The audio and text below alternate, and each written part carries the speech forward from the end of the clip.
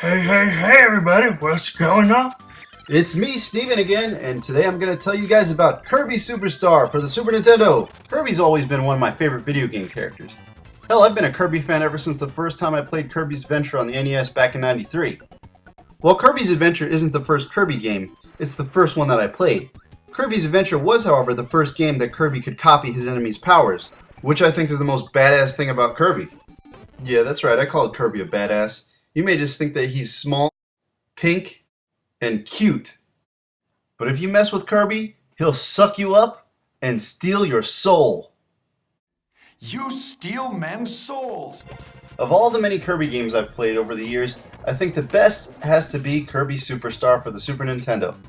The interesting thing about Kirby Superstar is it's made up of 9 games, 7 full games and 2 mini games. For the most part, just about all the games are pretty similar. They just get a little harder as you go along. Like for example, Spring Breeze, which is the easiest game of the bunch, is actually a remake of Kirby's Adventure for the Game Boy.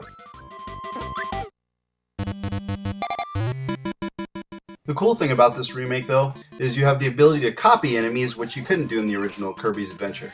But in addition to copying your enemies, you can also take them and make a helper, which is probably the coolest thing about Kirby Superstar. What may be so cool about having a helper, you ask? Is that player 2 can take over and play as your helper, which makes the whole game entirely co-op all the way through. Well, except for Gourmet Race, of course, which I'll get to in just a minute.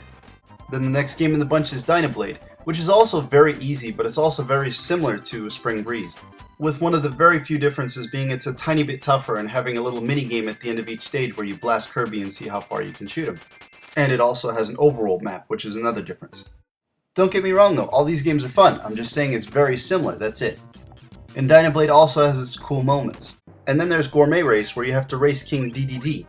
The goal to this one is to eat as much food as possible while also coming in first place. Gourmet Race may not be the best of the games, but it's still fun and something different. But then there's which is also pretty similar to the first 2 games, it's just that Revenge of Meta Knight is the first one that actually shows a little bit of a challenge. And then there's the Great Cave Offensive, which is probably my favorite of all the games. What makes the Great Cave Offensive so cool is that you have to run around and grab treasures. Searching every last nook and cranny of this game just to find every treasure is what makes it so much fun. This is also one of the 2 games that has the most replayability, just because you have to run around and find all the treasures, and you most likely won't find them all in your first run. And then there's Milky Way Wishes, which is definitely the hardest of all the games in the package.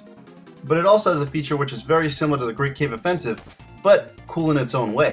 In Milky Way Wishes, you can't copy enemies' powers, you have to find powers. This feature is one of the things that makes Milky Way Wishes so cool. Trying to find every hidden power is what gives this game a hook, and once again gives it lots of replayability because you most likely won't find every power on your first playthrough. But it's also pretty cool not having to look for that certain enemy just to grab the power you want. Just being able to go into a menu and pick it is a lot cooler. Also, Milky Way Wishes has a side-scrolling shoot-'em-up stage, which for Kirby is definitely cool. And the controls in all these games are very tight and very responsive. For the most part, if you mess up and die, it's your fault, not the game's. And then there's the Arena, which is basically a boss rush mode. But hey, that gives me a good chance to talk about some of the bosses. Kirby Superstar has lots of really cool and creative boss battles. Like some easy ones like fighting this little beetle right here, to the crazy screen-filling effects of the last boss from Milky Way Wishes. My personal favorite boss in Kirby Superstar is this one that mimics a turn-based battle from an RPG.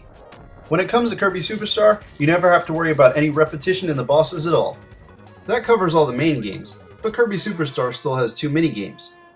First there's Kirby Samurai, where you have to be the first one to push a button when prompted to win a match. And then there's Megaton Punch. In Megaton Punch you have 3 different meters that you have to do your best to line up.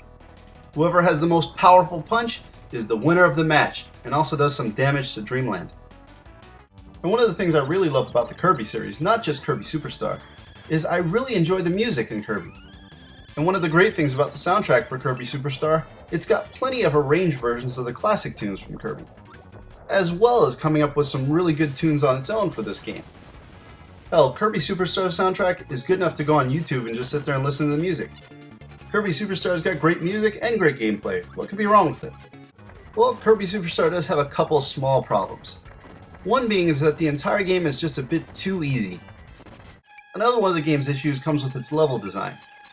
While the level design isn't necessarily bad, it's just not as good as some of Nintendo's other platformers like Super Mario World or Donkey Kong Country.